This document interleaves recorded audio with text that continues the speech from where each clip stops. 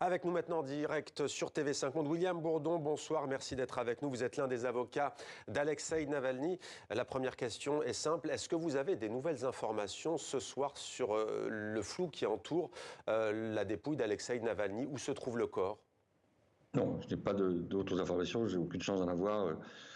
C'est déjà horriblement compliqué pour la famille et les avocats d'Alexeï d'en avoir après un périple très long et difficile pour se rendre sur place. Non, j'ai les mêmes informations que vous, mais je partage évidemment le soupçon que toutes les manipulations soient possibles.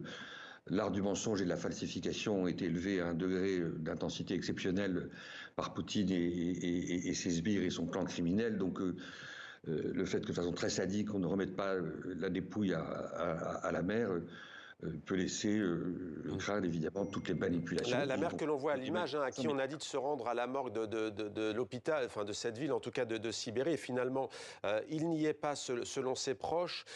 Les enquêteurs russes affirment que la cause du décès d'Alexeï Navalny n'a pas été établie. Julian Colling nous le disait, la semaine prochaine il y aura d'autres résultats. Pour vous ce soir, en tant qu'avocat du dissident qui a perdu la vie pour son combat politique, pour vous quelle est la priorité ?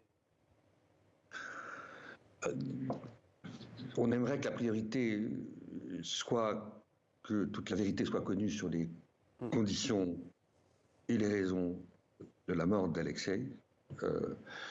Est-ce que cette priorité est réaliste? Malheureusement non, pour les raisons que je viens d'indiquer. Est-ce que finalement, l'essentiel c'est qu'évidemment que la mère, à un moment donné, puisse organiser les funérailles de son enfant avec ses amis et ses proches, dans les conditions sécuritaires que vous pouvez imaginer. C'est l'occasion de dire que d'une certaine façon, bien sûr, dès lors que d'évidence et de façon consensuelle à travers toute la planète, c'est un assassinat politique, qu'il soit mort à petit feu, du fait des tortures et des mauvais traitements endurés depuis tant de temps, du fait de sa fragilité, alors qu'il n'était pas malade, on l'a vu 48 heures avant, parler, on le voit maintenant derrière les grilles, bravache, avec l'humour sarcastique qui était le sien, que son corps est lâché, ou qu'il ait été empoisonné, qu'on essaie de maquiller l'empoisonnement en défaillance cardiaque ou ceci ou cela, c'est un assassinat politique. Maître Bourdon, par la volonté, il n'y a pas de doute là-dessus. Vous évoquez un nouvel empoisonnement, puisqu'en 2020, il avait déjà été victime d'une tentative d'empoisonnement. D'un point de vue purement du droit et juridique, vous, la défense d'Alexeï Navalny, vers quoi pouvez-vous vous tourner ? Écoutez, en octobre 2020, c'est la dernière fois que j'avais vu avec Agnès Calamar, qui était le rapporteur spécial à l'époque pour les exécutions extrajudiciaires et sur la torture. À mon initiative, on avait lancé une enquête internationale sur les causes de cet empoisonnement. Elle avait conclu, comme évidemment beaucoup, au fait que cet empoisonnement n'était pas le fruit du hasard, était forcément la conséquence d'un complot ourdi au plus haut niveau de l'État. La Russie n'avait pas répondu à ces questions.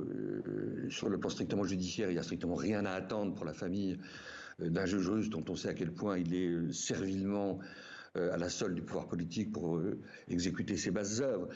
À l'échelon international, il n'y a pas d'option.